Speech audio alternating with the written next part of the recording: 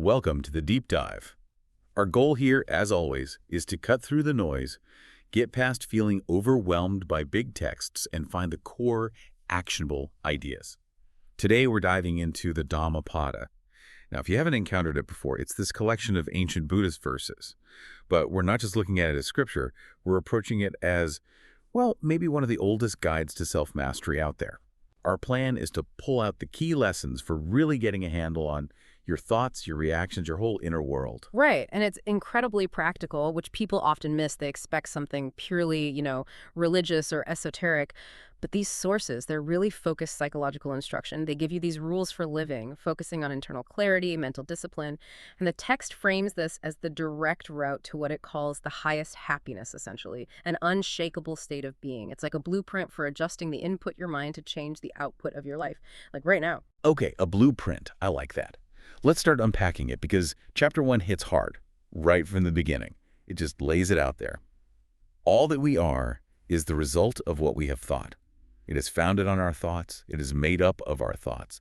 No ambiguity. The mind shapes everything. It's a radical starting point, really. And the analogy they use to drive it home, it's so visceral.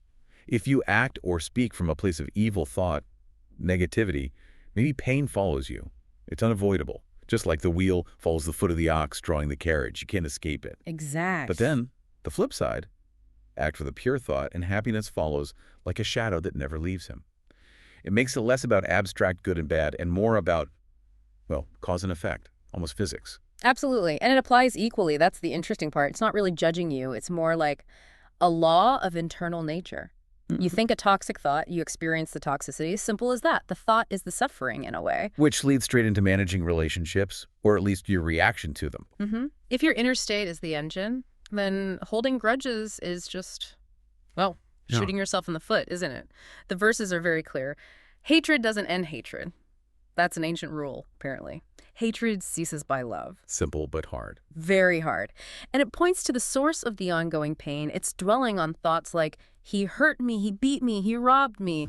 That internal replay, that's the chain. It doesn't even matter what the other person is doing or thinking anymore. You're doing it to yourself. So the real battleground is inside your own head. It's about editing that internal script. And the text gives us this great way to measure how well we're doing, especially against passion or strong desire, temptation. Yeah, the analogy of the house. Right. As rain breaks through an ill-thatched house, passion will break through an unreflecting mind. If your mental roof has holes, if you haven't done the upkeep, You're going to get soaked. Simple as that. Desire, greed, anger, they'll find a way in if the mind isn't prepared, isn't reflective. which makes the case for discipline, doesn't it? Serious mental discipline. Absolutely. The sources point out that our thought is naturally trembling and unsteady. It's hard to control, hard to guard. So the job of the wise person, the text says, is to make that thought straight, to stabilize it. And the comparison is brilliant. The Fletcher, yeah, the arrow maker. They have to manually, carefully straighten the shaft of the arrow. It implies this isn't some sudden zap of enlightenment. It's daily work, focused effort, like craftsmanship applied to the mind. And the stakes couldn't be higher based on how the verses talk about the mind itself. It's presented as your most powerful asset or your worst liability. It warns that a mind pointed in the wrong direction, an undisciplined mind, will cause you more harm than any external enemy ever could. Oof, that's sobering. But then there's the positive side too, right? A well-directed mind. That'll do more for you than even your parents could. Now, so ultimately it's all on you. You're the one in charge of this incredibly powerful thing. No external savior, no substitute for directing your own mind. Which brings us neatly to this idea of earnestness. It's sometimes translated as vigilance or mindfulness. It's the quality you need to steer that powerful mind. Okay. And the text basically frames it as the fundamental choice in life. It puts it starkly. Earnestness is the path of immortality, nirvana. Thoughtlessness, the path of death. Immortality, that sounds intense. Well, think of it less as literal immortality, perhaps, and more about the quality of existence. If you're mindful, you're truly alive, present, unshakable. That's the immortality being discussed. If you're thoughtless, drifting. You're described as being as if dead already. Okay, so it's about the quality of your immediate experience. That makes more sense. But is that level of constant vigilance, is it actually achievable?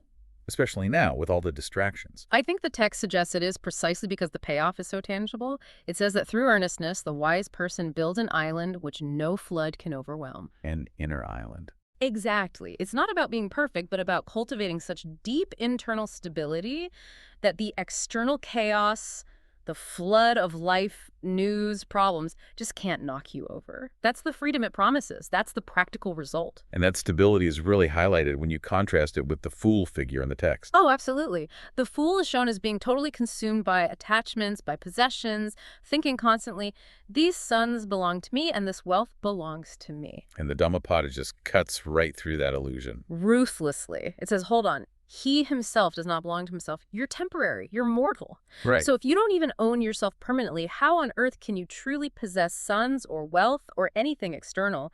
Clinging to the temporary is a direct recipe for suffering. So the wise person, the Pandita, they get this. They get it. They're defined by detachment, but also by active self-creation. They aren't just passively detached.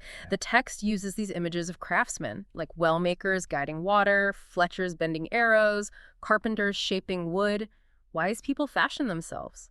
Ah, so it's an active process. Self-made serenity. Exactly. And because they've done that internal work, they become, as the text says, serene, like a deep, smooth, and still lake.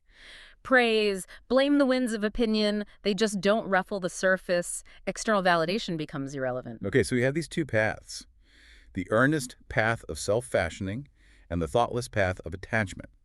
This naturally leads to thinking about consequences, right?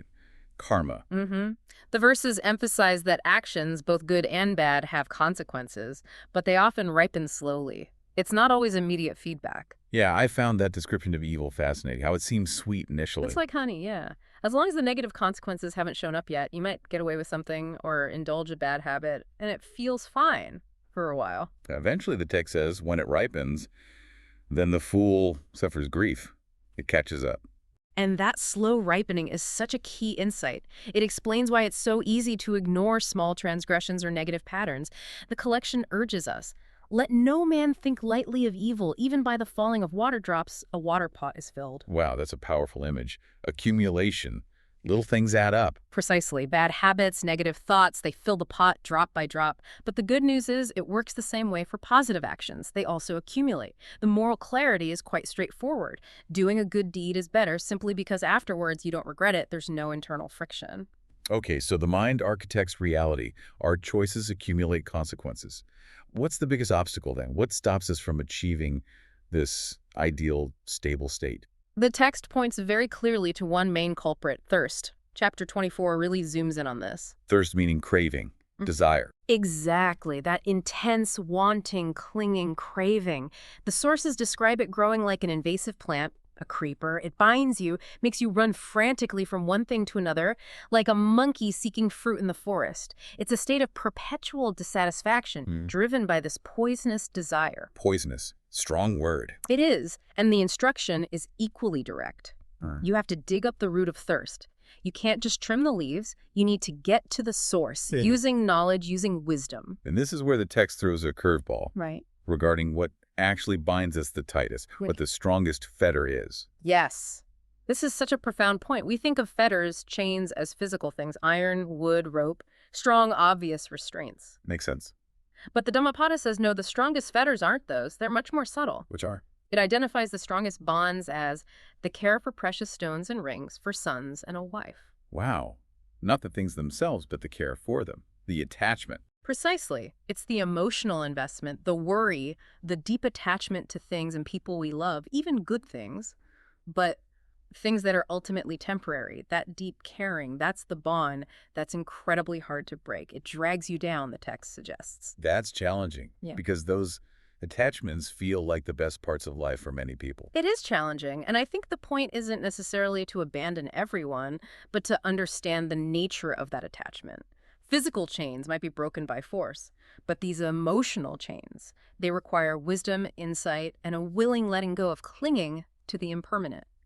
When you manage to cut those roots of thirst, of clinging, that's when you reach that ideal state of freedom, the state of the Brahmana or Arhat. And that state isn't about outward appearances at all, is it? Not in the slightest. The text insists it's not about having plaited hair or following certain rituals or your birth circumstances.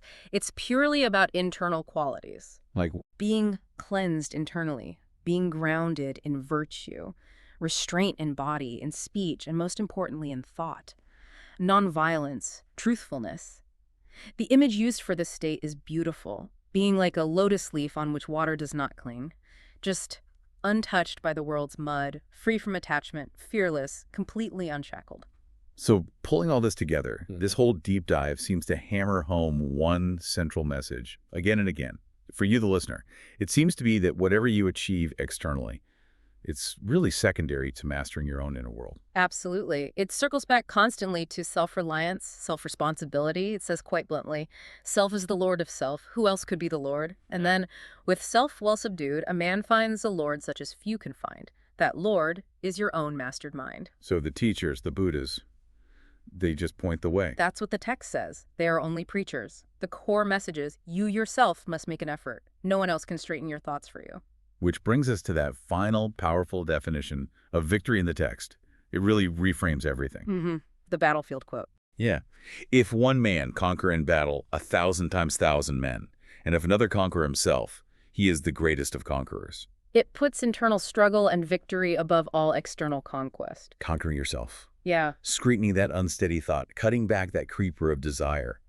Maybe that is the toughest battle there is. So maybe the question to leave you with today is this. Considering how hard that inner work is, what's one small specific victory you can aim for today? A victory over your own mind, that impulse, that flicker of anger or unnecessary want. According to this ancient wisdom, that small internal choice, that's where true conquest begins.